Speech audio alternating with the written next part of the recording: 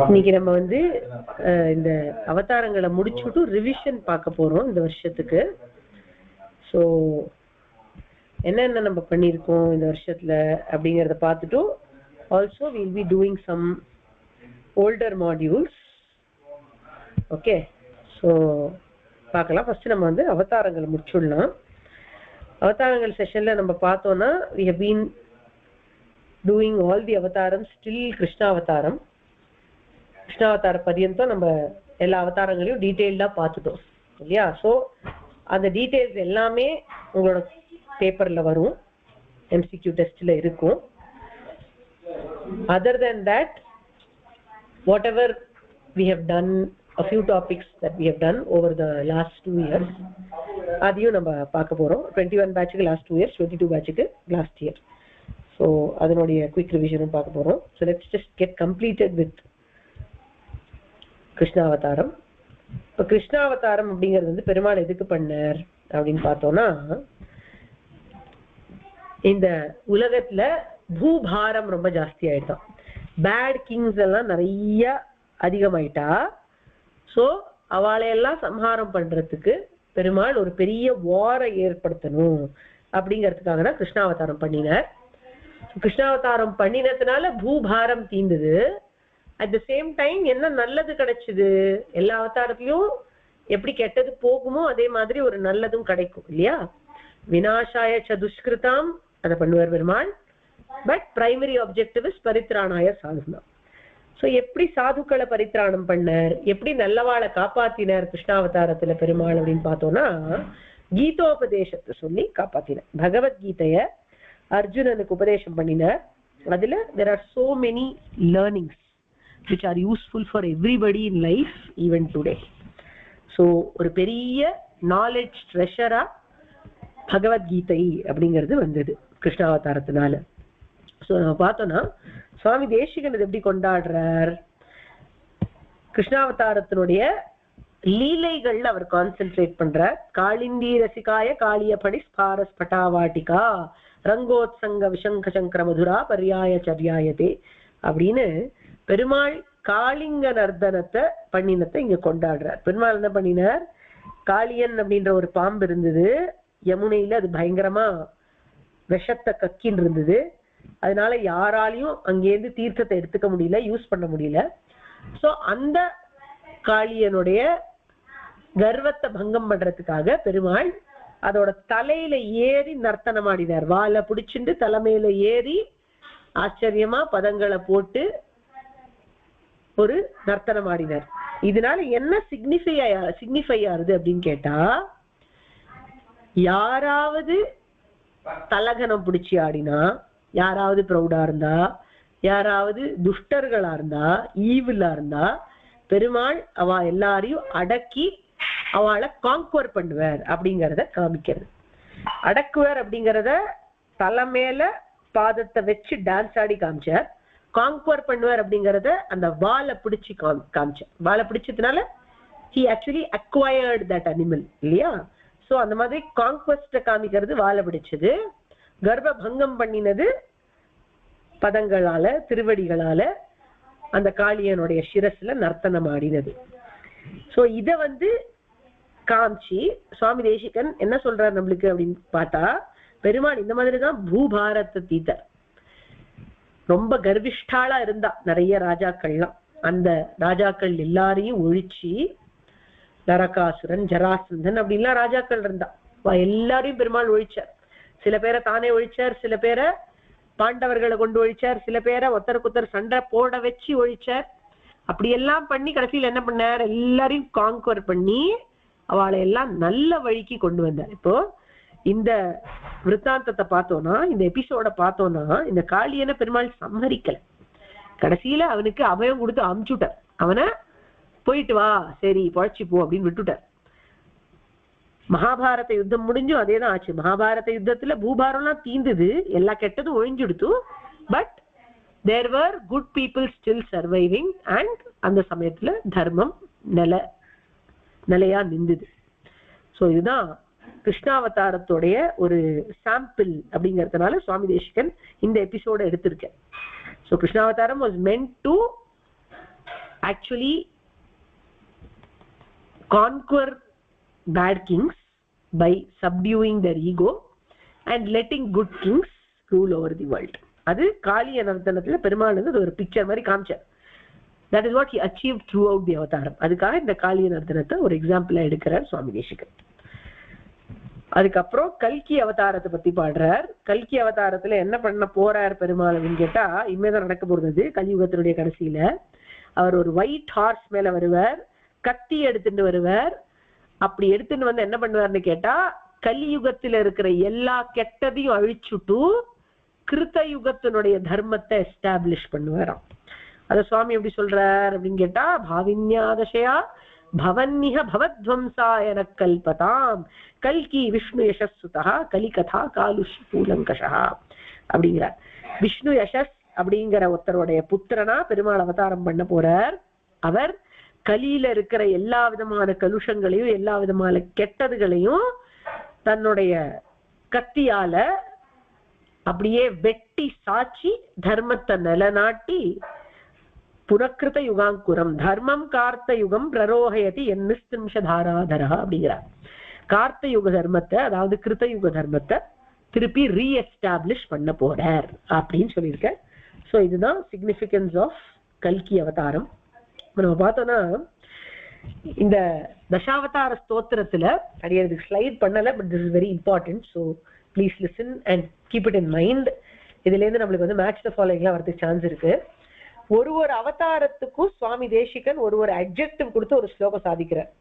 அது என்ன ஸ்லோகம்னு கேட்டா, இச்சாமீன விஹார கச்சப மகாபோத்திரன் எதிர்ச்சாரே ரக்ஷாவாமன ரோஷராம கருணா காகுஸ்த ஹேலாஹலின்னு கிரீடாவல்லவ கல்கவாகன தசா கல்கின்னிதி பிரத்யகம் ஜல்பந்த புருஷா புனந்தி போனம் புண்ணியௌக பண்யாபனாகா அப்படின்னு சொல்றாரு இல்லையா.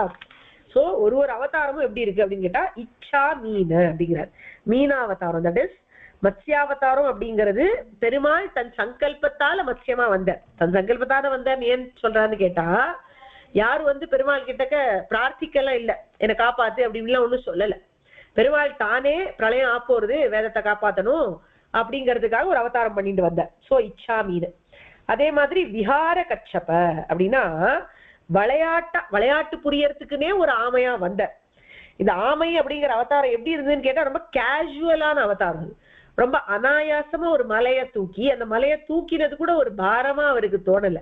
அதெல்லாம் ஒரு வெயிட்டாவே அவருக்கு தெரியல. அவர் ஜாலியா அது அவரோட முதுகுக்கு சொரியற மாதிரி இருந்து அதை தூக்க வரவழைக்கிறதுக்கு ஒரு டிவைஸ் மாதிரி வச்சுருந்தார். சோ விஹார கச்சப ரொம்ப அனாயாசமா ரொம்ப ஈஸியா பண்ணார் அந்த அவதாரத்தை. ஒரு விளையாட்டு மாதிரி விஹாரம் மாதிரி பண்ணார். அதுக்கப்புறம் மகாபோத்ரன் அப்படிங்கிறார். ரொம்ப பெரிய உருவுடைய பன்றி, போத்ரினா பன்றி. அந்த மகாபோத்ரனா பெருமாள் வந்தார்.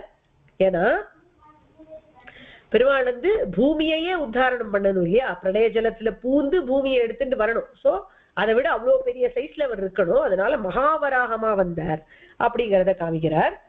அடுத்தது எதிர்ச்சாஹரே. எதிர்ச்சாஹரே அப்படின்னா என்ன அர்த்தம்னு கேட்டா, எதிர்பாராத தோன்றிய சிம்மம் ஹரி அப்படின்னு அர்த்தம். யாருமே எதிர்பார்க்கல, திடீர்னு பெருமாள் அந்த மாதிரி அந்த அவதாரம் பண்ணுவார். அப்படி நரம் கலந்த சிம்மமாய் ஒரு அவதாரம் பண்ணுவார் பெருமாள்னு நோபடி எக்ஸ்பெக்டட். ஏன்னா இது வரைக்கும் அந்த மாதிரி யாருமே பார்த்ததே கிடையாது. லயன் மேன் அப்படிங்கிற ஸ்பீஷீஸ்லாம் இருந்ததே இல்லையா அது வரைக்கும். But suddenly he appeared. அதனால it was very very astonishing for everybody. அதனால அப்பேற்பட்ட அஸ்டானிஷ்மெண்ட்டை கொடுக்கக்கூடிய சடன்னா தோன்றின அவதாரம் எதிர்ச்சாஹரே அப்படின்னு கூப்பிடுறார். அதுக்கப்புறம் ரக்ஷா வாமன, காப்பாத்துறதுக்குன்னே வாமன அவதாரம். ஏன்னா உங்களுக்கு எல்லாம் தெரியும், வாமன அவதாரத்துல நோ சம்ஹாரம். So it was only meant for ரக்ஷணம். அதனால ரக்ஷா வாமன. அடுத்தது ரோஷராம. ரோஷராம அப்படிங்கிறது பரசுராமனை குறிக்கும். பரசுராமர் எப்படி கோபிஷ்டனாதான் இருந்தார், குரோதாக்னிம் அப்படின்னு தான் ஸ்லோகமே அமையிறது. சோ ரோஷத்தோட இருந்த ராமர் ரோஷராமர். அடுத்தது கருணா காக்குத்ஸ்த. அடுத்தது ராமர் யாரு? தசரத ராமர். காக்குத்ஸ்தன் அப்படின்னு சொல்லக்கூடிய ராமர் அவர் எப்படி இருந்தார்? கருணாமூர்த்தியா இருந்தார். தர்மமே விக்கிரகமா இருந்தவர், எப்பொழுதும் எல்லாருக்கும் கருணையே காமிச்சுட்டு இருந்தார். அதனால அவர் கருணா காக்குத்ஸ்தன். அதுக்கப்புறம் ஹேலாஹலின் அப்படிங்கிறார். ஹேலாஹலின் அப்படின்னா என்ன அர்த்தம்னு கேட்டா, கலப்பை அப்படிங்கறத வச்சுட்டு விளையாடினவர் அப்படின்னு அர்த்தம். ஹலம் அப்படின்னா கலப்பை, பிளவ். அந்த பிளவ ரொம்ப விளையாட்டா வச்சிருந்தார். அதாவது இந்த ஹஸ்தினாபுரத்தை தூக்கினது எப்படி பண்ணார், அவரும் ரொம்ப கேஷுவலா தான் பண்ணார் இல்லையா. கூர்மமூர்த்தி மாதிரி இவரும் ரொம்ப கேஷுவலான அவதாரம். சோ ஹேலா ஹலின் அப்படின்னு விளையாட்டா ஹலத்தை கலப்பையை வச்சுட்டு இருந்தவர் அப்படின்னு சொல்றார். அதுக்கப்புறம் கிரீடா வல்லவர், அதாவது கோபாலனா வந்து விளையாடின கண்ணபிரான். விளையாட்டுக்குன்னே வந்த எல்லாரோடையும் விளையாட வந்தார். யசோதையோட விளையாடினார், நந்தனோட விளையாடினார், கோபர்களோட விளையாடினார், அதே மாதிரி பாண்டவர்களோட விளையாடினார். உலகத்துல இருக்கிற எல்லாரோடையும் லீலைகளை காமிச்சு கொடுத்துட்டே இருந்தார். கடைசி வரைக்கும் லீலா மூர்த்தியா இருந்தவர் கண்ணபிரான் தான். அதுக்கப்புறமும் அவரை தியானிச்ச பக்தர்களுக்கு, ஆழ்வார்களுக்கு, ஆச்சாரியர்களுக்கு பலவிதமான லீலைகளை பெருமாள் காமிச்சுட்டே இருக்கார். சோ அவர் கிரீடா வல்லவர், கோபாலனா இருந்தார், கிரீடா கோபாலனா இருந்தார், விளையாட்டு கண்ணனா இருந்தார் அப்படின்னு அர்த்தம். அதுக்கப்புறம் கல்க வாகன தசா கல்கின் அப்படிங்கிறார். கல்க வாகனம்னா ஒயிட் ஹார்ஸ தனக்கு வாகனமா கொண்டவர் அப்படின்னு அர்த்தம். அப்பேற்பட்ட இந்த கல்கி அவதாரம், இப்பேற்பட்ட இவாளையெல்லாம் நம்ம தினந்தோறும் தியானிச்சோம்னா நம்மளுக்கு என்ன ஆகும் அப்படின்னு கேட்டா, நம்ம என்ன நினைக்கிறோமோ எல்லாம் கிடைக்கும் நம்மளுக்கு. இவாளோட தாட்டே இந்த உலகம் முழுக்க பியூரிஃபை பண்றது அப்படின்னு சொல்லி அழகா இந்த ஸ்தோத்திரத்தை முடிக்கிறார். நீங்க யாராவது குவிஸ்ல ஜாயின் பண்ணியிருந்தேன்னா அகெயின் தசாவதார ஸ்தோத்திரம் குவிஸ்ல ஒரு மாடியூலா இருக்கு. அங்க நம்ம குவிக்கா பண்ணிடுவோம். Because we have taken the whole year to do தசாவதார ஸ்தோத்திரம் in detail here. Dasavatharam in detail here.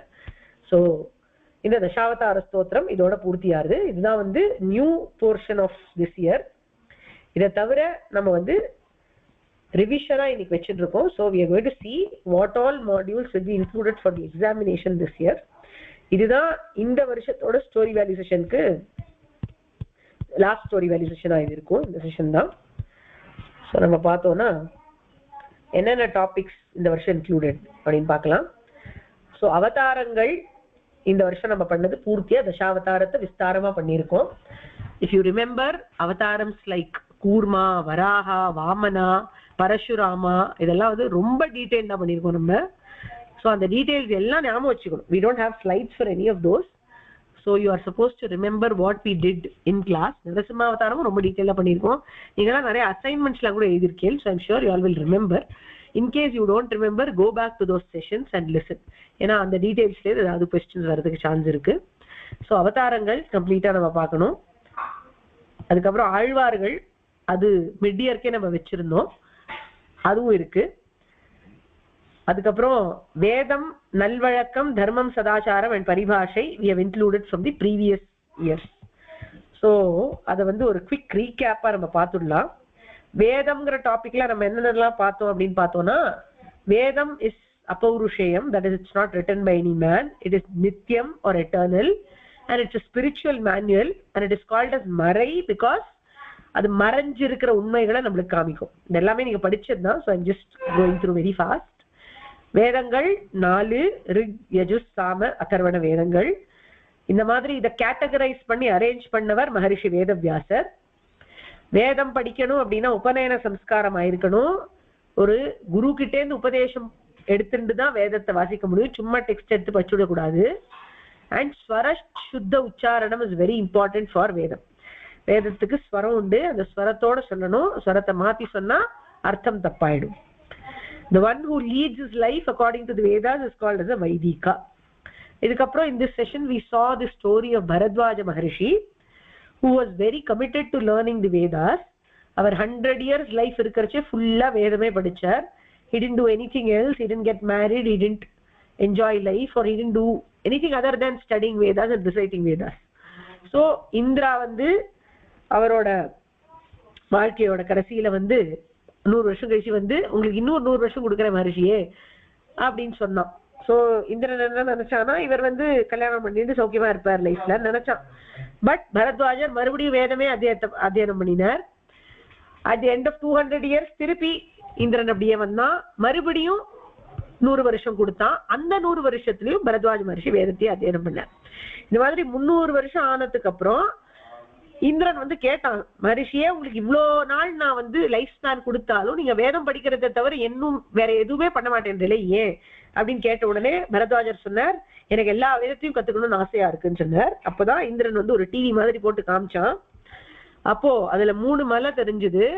அவன் சொன்னா இந்த 3 மலைகள்னா ரிக்வேதம், யஜுர்வேதம், சாமவேதம் 3. நீங்க இந்த 300 வருஷத்துல அத்தியனம் பண்ணது எவ்வளவு தெரியுமா அப்படின்னு சொல்லி அந்த 3 மலையில இருந்து ஒரு கைப்பிடி மண்ணை கொண்டு வந்து காமிச்சு இவ்வளவுதான் அப்படின்னு சொன்னான். சோ நம்மளுக்கு என்ன மாரல் கிடைக்கிறது? வேதங்கள் அனந்தம், கற்றது கைமண் அளவு அப்படிங்கிறது கிடைக்கிறது. சோ வேதத்தினுடைய பெருமை அப்படி. இப்ப வேதத்தை எல்லாராலையும் சொல்ல முடியாது. சோ வேதத்தினுடைய பெனிஃபிட் எப்படி எல்லாருக்கும் கிடைக்கும்னு கேட்டா, அதுக்குதான் ஆழ்வார்கள்லாம் தமிழ் வேதம் பாடி வச்சிருக்கா. அந்த தமிழ் வேதம், தமிழ் மறை அப்படிங்கிறது தான் திவ்ய பிரபந்தம்.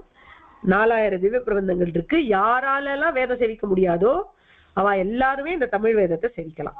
எல்லாருக்குமே அதுக்கு அர்ஹத்தை உண்டு. அடுத்தது நம்ம பார்க்க போற டாபிக் நல்வழக்கம். ஸோ நல்வழக்கம்னா என்னன்னு கேட்டா, moral practices, basically do's and don'ts. அதுல டோன்ட்ஸ்ல பார்த்தோம்னா யாரையும் நம்ம வந்து ஹர்ட் பண்ணக்கூடாது, ஜெலஸா இருக்கக்கூடாது, திருடக்கூடாது, பொய் சொல்லக்கூடாது. And most important is do not fear to do the right thing. ஏதாவது ஒன்று கரெக்ட்னு நம்மளுக்கு தெரிஞ்சதுன்னா அதை பண்றதுக்கு நம்ம வந்து பயப்படவே கூடாது. So that is also to be avoided. டூஸ்ல should always be humble, helpful and respectful towards everybody, especially elders. So நல்வழக்கம் டெய்லி ப்ராக்டிசஸ்லாம் என்ன இருக்குன்னு கேட்டா, கார்த்தால சீக்கிரம் எழுந்து தீர்த்தாமாடி பெருமாள் திருநாமங்களை எல்லாம் சொல்லி பெருமாளை சேவிச்சு, அதுக்கப்புறம் நெத்திக்கிட்டுக்கணும், அது முன்னாடியே வரணும். நெத்திக்கிட்டு பெருமாளை சேவிச்சு ஆச்சாரியன் தனியன்னு சொல்லணும். என்னெல்லாம் ஸ்தோத்திர பிரபந்தங்கள் தெரியுமோ எல்லாத்தையும் சொல்லணும். உபநயனமான குழந்தைகளா இருந்தா சந்தியாவந்தனாதிகளை விடாம பண்ணணும். இதெல்லாம் நம்ம பண்ண வேண்டிய நல்வழக்கங்கள், டெய்லி பிராக்டிசஸ். நாம சங்கீர்த்தனம் ரொம்ப முக்கியம். சில திருநாமங்களை தினம் கண்டிப்பா சொல்லணும். எழுந்திருக்கிறச்சே ஹரி சொல்லணும், குளிக்கிறச்சே புண்டரீகாட்சா சொல்லணும், சாப்பிடுறச்சே கோவிந்தா சொல்லணும், தூங்க போறச்சே மாதவா சொல்லணும், வெளியில போறச்சே கேசவான்னு சொல்லணும், படிக்க உட்காரச்சே ஹயக்ரீவான்னு சொல்லணும், பயமா இருந்தா ஜெய ஜெய ஸ்ரீ சுதர்ஷனான்னு சொல்லணும். இதெல்லாம் உங்களுக்கு தெரிஞ்சதுதான். So I am just running through. அப்புறம் நம்ம புண்டரீக அண்ட் விட்டலாவுடைய ஸ்டோரி பார்த்தோம். இதுல வந்து எப்படி அம்மா அப்பாவுக்கு சேவை பண்றதுக்காக விட்டலனை, அதாவது கிருஷ்ணனை, இந்த புண்டரீகன் அப்படிங்கிற பக்தன் வந்து ஒரு பிரிக்க போட்டு அது மேல நின்று காக்க வச்சார். விட் அப்படின்னா பிரிக்கு. அந்த விட்டு மேல நின்ற அந்த விட்டலன் பெருமாள் அவர் வந்து கைய இடுப்பு மேல வச்சு இப்படி கட்டிண்டு, புண்டரீகன் வரட்டும், அப்பா அம்மாவுக்கு சேவை பண்ணிட்டு வந்து என்ன பார்க்கட்டும் பெருமாளே வெயிட் பண்ணார். ஸோ நம்ம அப்பா அம்மாவுக்கு சேவை பண்ணோம்னா பெருமாளே நம்ம சொன்ன பேச்சை கேட்பார், நம்மளுக்காக வெயிட் பண்ணுவார் அப்படிங்கிற மாரல் இந்த ஸ்டோரியில கிடைக்கிறது. இதுக்கப்புறம் தர்மம் அப்படிங்கிற டாபிக் நம்ம பார்த்திருக்கோம். தர்மம்னா என்ன அப்படின்னு கேட்டா, அது ஒரு வியவஸ்தை, ஒரு விதிமுறை, அதாவது ஒரு கைட்லைன் மாதிரி. சோ எப்படி நம்மளுக்கு தெரியும் எது ரைட்டு எது ராங்குன்னு எப்படி தெரியும்னு கேட்டா, சாஸ்திரங்கள் நம்மளுக்கு அதை சொல்றது. ஸோ சாஸ்திரங்கள் என்ன நம்மளுக்கு சொல்றது அப்படின்னு கேட்டா, தர்மத்தை சொல்றது. So what shastras preach is called dharma, and basically it is the right thing to do. Do not fear to do the right thing னு பார்த்தோம் இல்லையா. So what is the right thing to do? It is the dharma which is prescribed by the shastras. So dharma can be of 2 types, samanya dharma and vishesha dharma. Samanya dharma na building dharmashala, temples, gardens, roads, adella social service. Vishesha dharmangal அப்படிங்கிறது வந்து வர்ணாசிரம தர்மங்கள்னு பேரு. We have not gone into details of what this is. Just know that example of dharma is vishesha dharma is varnashrama dharma. Basically it is the dharma according to the age and stage of the life of an individual. இதுக்கப்புறம் தர்மாக்கு best example யாருன்னு கேட்டா ராமர். ராமோ விக்கிரகவான் தர்மா அப்படின்னு நம்ம தசாவதார ஸ்தோத்திரத்திலும் பார்த்திருக்கோம். இதுக்கப்புறம் சதாச்சாரம்னா என்னன்னு பார்த்தோம். சதாச்சாரம்னா ஸ்பிரிச்சுவல் பிராக்டிசஸ், சத்துக்களுடைய ஆச்சாரம் சதாச்சாரம். சத்துக்கள் யாருன்னு கேட்டா அவதான் தார்மிகாஸ், the one who follow dharma. அவெல்லாம் என்ன பிராக்டிசஸ் ஃபாலோ பண்றாளோ அதுக்கெல்லாம் சதாச்சாரம்னு பேரு. இந்த சதாச்சாரத்தை பத்தி ஆண்டாள் திருப்பாவையில பாடுறா. 2021 கிட்ஸுக்கு திருப்பாவை தெரியும். ஸோ 26th பாசுரம்ல மேலையார் செய்வனகள் வேண்டுவன கேட்டியல்னு ஆண்டாள் சொல்றா. So by saying that she indicates that we should follow சதாச்சாரம். ஸோ இதை ஞாபகம் வச்சுக்கணும். அப்புறம் நம்ம வந்து இந்த செஷன்ல தர்மராஜருடைய ஸ்டோரியை பார்த்தோம். இதுல வந்து என்ன ஆகும்னு கேட்டா, தர்மராஜரும் அவருடைய பிரதர்ஸும் திரௌபதியும் ரிட்டையர் ஆயிட்டு பரீட்சித மகாராஜாவை ஆக்கிட்டு வானப்பிரஸ்தாசிரமத்துக்கு போவா. அப்போ அவ பாட்டுக்கு மேருமலையை நோக்கி நடந்து போயிட்டு இருப்பா. அப்போ ஒரு டாக் அவளை ஃபாலோ பண்ணிட்டே வரும். ஒத்தொத்தரா வழியில மயங்கி விழுந்துருவா. திரௌபதி விழுவா, சகதேவன் விழுவான், நக்குலன் விழுவான், அர்ஜுனன் விழுவான், பீமன் விழுவான். தர்மபுத்திரரும் அந்த நாயும் மட்டும் பெயிண்ட் இருப்பா. அப்படி பெயிண்ட் இருக்கிறச்சே ஒரு பெரிய சேரியட்ல இந்திரன் தானே வந்து உன்னை ஸ்வர்க்கத்துக்கு நானே நேர கூட்டின்னு போறேன் தர்மராஜா அப்படின்னு யுதிஷ்டரனை பார்த்து சொல்லுவான் இந்திரன். பட் யுதிஷ்டரன் சொல்லுவார், நான் வரேன், ஆனா என்னோட இந்த டாகையும் கூட்டின்னு வரணும், ஏன்னா இது என்னை நம்பி என்னை ஃபாலோ பண்ணிட்டு இருக்கு, சோ இதை கூட்டின்னு போனா நான் வரேன் அப்படின்னு சொல்லுவார். இந்திரன் அதுக்கு முடியாதுன்னு சொல்லுவான். அப்போ யுதிஷ்டரன் சொல்லுவார், சரி அப்ப நானும் வரல, நான் இந்த டாகோடையே இருந்து விடுறேன் அப்படின்னு சொல்லுவார். சோ இந்த ஸ்டோரியில நம்மளுக்கு என்ன தெரியுதுன்னு கேட்டா, நம்மளை நம்பி ஒருத்தர் வந்தா அவரை நம்ம கைவிடாம வச்சுக்கணும். அதுதான் நம்மளோட பெரிய தர்மம். சோ அந்த தர்மத்தை கடைபிடிச்சார் யுதிஷ்டரன் அப்படிங்கிறது இந்த ஸ்டோரியில இருந்து கிடைக்கிறது. சோ தர்மம், நல்வழக்கம், சதாச்சாரத்தை பத்தி எங்க சொல்லி இருக்கு பிள்ளையந்தாதியிலன்னு கேட்டா வணக்கம் ஒடுக்கம் பாசுரத்துல சொல்லி இருக்கு. So this can also be a question. அதுக்கப்புறம் சம்பிரதாய பரிபாஷை அப்படிங்கிற டாபிக்கும் இன்க்ளூட் பண்ணியிருக்கோம். பரிபாஷைய நம்ம வந்து பல விதமா படிச்சோம். பரிபாஷைனா ஸ்ரீ வைஷ்ணவர்கள் ஒருத்தருக்கு ஒருத்தர் கன்வர்ஸ் பண்றச்சே பேசுறச்சே யூஸ் பண்ற லாங்குவேஜ். ஸோ பரிபாஷைல பேசிக்கா நம்மளுக்கு தெரிய வேண்டியது அடியேன் அப்படிங்கிறது. அடியேன் அப்படிங்கிறது நம்மளுடைய ஐடென்டிபிகேஷன். நம்மளாம் பெருமாளுக்கு அடியார்களா இருக்கும், அவளுக்கு பெருமாளுக்கு அடிபணிஞ்சவாளா இருக்கும். ஸோ அடியேன்னு சொல்லணும், அடியேன் ராமானுஜதாசன் அப்படின்னு சொல்லணும். இப்போ greeting each other happens as அடியேன் சோசோ ராமானுஜதாசன் அப்படின்னு சொல்றதுலதான் இருக்கு. இன்னொருத்தரை அட்ரஸ் பண்றச்சே சுவாமி அப்படின்னு சொல்லணும். சுவாமி தேவரீர் இங்க எழுந்தருள்றதா அப்படின்னு கேட்கணும். எழுந்தருள வேண்டும் அப்படின்னா ப்ளீஸ் கம் அப்படின்னு அர்த்தம். எழுந்தருள வேண்டும், ஏளனும் அப்படின்னா ப்ளீஸ் கம் அப்படின்னு அர்த்தம். தன்யோஸ்மி இல்லைன்னா தன்யாஸ்மி அப்படின்னு சொன்னா தேங்க்யூன்னு அர்த்தம். தன்யோஸ்மி அப்படின்னு பாய்ஸ் சொல்லுவா, தன்யாஸ்மி அப்படின்னு கேர்ள்ஸ் சொல்லுவா. அதுக்கப்புறம் ஆழ்வார்களுடைய புக்ஸுக்கோ இல்ல வேர்சஸ்க்கோ ஸ்ரீ சூக்திகள் அப்படின்னு சொல்லுவோம். வெறும் புக்ஸை மட்டும் ரெஃபர் பண்ணணும்னா ஸ்ரீ கோஷம் அப்படின்னு சொல்லுவோம். இதுக்கப்புறம் வேற சில பரிபாஷைகளை பார்த்திருக்கோம். ஆத்துல இருக்கிற பெருமாள் சந்நிதிய கோயில் ஆழ்வார் அப்படின்னு சொல்லுவோம். ஆத்துல பண்ற பெருமாளுக்கு பண்ற பூஜையை திருவாராதனம் அப்படின்னு சொல்லுவோம். அந்த திருவாராதனத்துல நம்மளுக்கு கிடைக்கிற தீர்த்தம் பெருமாள் தீர்த்தம். அப்புறம் சில விசேஷ நாட்கள்ல, ஃபார் எக்ஸாம்பிள் துவாதசி, ஆச்சாரியன் திருநட்சத்திரம் அன்னைக்கெல்லாம் ஆச்சாரியனுடைய பாதுகைகளுக்கு தீர்த்தம் சமர்ப்பிச்சு அதை நம்ம எடுத்துப்போம். தட் இஸ் கால்ட் ஸ்ரீபாத தீர்த்தம். ஆச்சாரியாளுடைய கிரகத்தை, அவளுடைய ஹவுஸ திருமாளிகைன்னு சொல்லணும். அப்புறம் டெம்பிள் பரிபாஷை, கோயில் பரிபாஷைகள்ல சிலதெல்லாம் பார்த்திருக்கோம். பெருமாளுக்கு இப்ப நீராட்டம் பண்றா, அபிஷேகம் பண்றா, ஹோலி பாத் கொடுக்கறானா அதுக்கு திருமஞ்சனம்னு பேரு. பெருமாளோட விசிறி ஃபேனுக்கு திரு ஆலவட்டம்னு பேரு. பெருமாள் வெளியில ப்ரொசஷனா போறார் அப்படின்னா புறப்பாடுக்கு போறார் அப்படின்னு சொல்லணும். அப்புறம் பெருமாளை தூக்கிண்டு போறவாளுக்கு ஸ்ரீபாதம் தாங்கி அப்படின்னு பேரு. இதுக்கப்புறம் டெம்பிள் கிச்சனுக்கு திருமடைப்பள்ளின்னு பேரு. கோவில்ல பிரபந்தம் சேவிக்கிறோம் இல்ல வேதம் சேவிக்கிறோம் அப்படின்னா அதுக்கு சேவா காலம் பண்றது அப்படின்னு சொல்லுவா.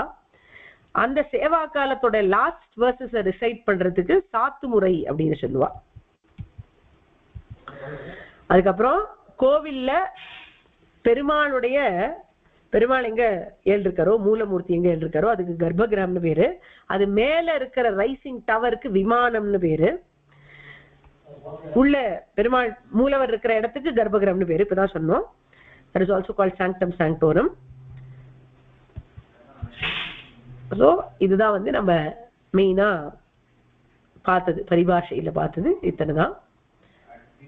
இதுக்கப்புறம் we saw about avatharams. again avatharams உடைய பேக்ரவுண்ட் ரொம்ப இம்பார்ட்டன்ட். எப்படி பகவத்கீதையில அவதார ரகசியம் சொல்லி இருக்கு. that is all avatharams are satyam.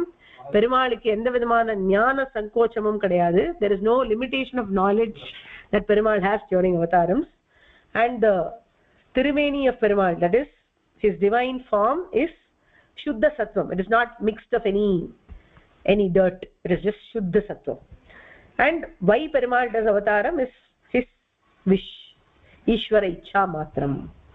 And the purpose of avatarams is mainly dharma samsthapanam, that is to establish dharma, and Perumal achieves this by doing sadhu paritranam or saving the virtuous and destroying the evil. Adha vinashaya cha dushkritam. இதுக்கு அப்புறம் தான் தசாவதார ஸ்தோத்திரத்தை பூர்த்தியா பார்த்தோம். ஆழ்வார் செஷனும் இருக்கு, அதை அடியே நீங்க ரிவைஸ் பண்ணல, அது உங்களுக்கு நல்லாவே தெரியும். So if you have any doubts in anything you can ask today, இல்லைனா we can wind up for the year with this. You will have the MCQ test after your recitation test. I think on the 27th on the weekend இருக்கும்னு நினைக்கிறேன், 26 27 நினைக்கிறேன். I don't remember the exact dates, but the weekend after your இது oral recitation groupல date போட்டிருப்பா, போய் பாருங்க. ஒருத்தர் யாருக்கு doubt இருக்கு? ஸ்ரீகிருஷ்ணன், என்னமா டவுட்?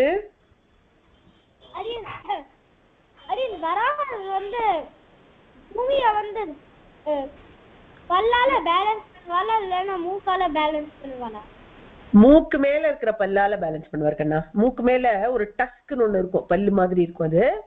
சோ அந்த தந்தத்தால, அந்த டஸ்கால மேனேஜ் பண்ணுவார், அதால பிடிச்சுப்பார்.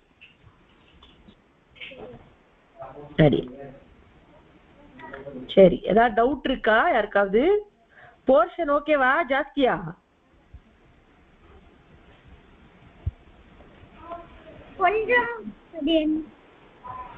குறைச்சலா தான் இருக்கா? ஏத்திடலாமா அப்போ? ஏத்திடலாமா? அரேவா, போர்ஷன் ஏத்தலாமா? ஸ்ரீயவனிகா ஏத்தலாம்னு சொல்றா. உன் கிளாஸ்மேட்ஸ்ல என்ன சொல்றான்னு பாக்கலாம். Yesterday, wow, Rangapriya is also saying it. Super. சரி, அப்ப ஆச்சாரியன் செஷன் சேர்த்துடலாம், சரியா? Okay. So ஆச்சாரியன் session will also be included and Alvar will also be included. இந்த PPT அடியன் வந்து குரூப்ல ஷேர் பண்றேன். So you will know the portion. You can study from that. முக்காவாசி பழைய டாபிக்ஸ் தான் நிறையா. அவதாரங்கள் டாபிக் டீட்டெயில்டா இந்த தரம் பண்ணியிருக்கோம். அதுக்கு வந்து ஸ்லைட்ஸ் ரொம்ப இல்லை. as I said, you should have paid attention in class and made notes. So அப்போதான் வந்து அதை உங்களால் அட்டென்ட் பண்ண முடியும். பண்ணியிருப்பேன்னு நினைக்கிறேன். நீங்களாம் சூப்பர் அசைன்மெண்ட் எழுதினேன் எல்லாரும், அதனால கவலை இல்லை. Anyways, it's easy only. Always stories and value sessions exams are always very easy தான் இல்லையா? அதனால கவலை இல்லை. ஸோ ஐல் ஆல்சோ இன்க்ளூட் ஆச்சாரியன் since you people feel you can have something more. So இதோட இந்த வருஷ செஷனை நம்ம முடிச்சுக்கிறோம், இந்த 21 and 22 பேட்சஸ்க்கு. அடுத்த வருஷத்துலேருந்து we will have guru parampara story series. அதுக்கு we have lot of videos and also some other topics that we will consider. ஆச்சாரிய லட்சணம், சிஷ்ய லட்சணம், அந்த மாதிரிலாம் சில டாபிக்ஸ் பண்ணுவோம். So we'll get started with that after you complete all your examinations. சரியா?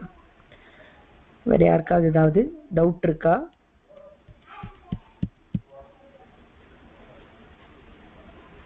The promoted kids from 21 to 20 can take up this examination and the other examination. It's not much because இங்கேயும் portion ஜாஸ்தி இல்லை, அங்கேயும் ரொம்ப இல்லை, அதனால ஈஸியாக எடுத்துக்கலாம்.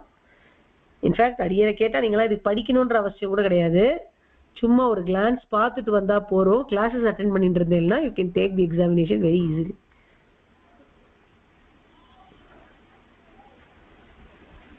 சரி, வேற யாருக்காவது டவுட் இருக்கா?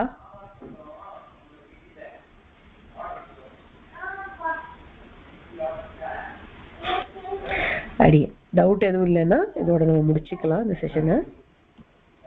அடியன் தன்யா, ஜெய் ஸ்ரீ கிருஷ்ணா.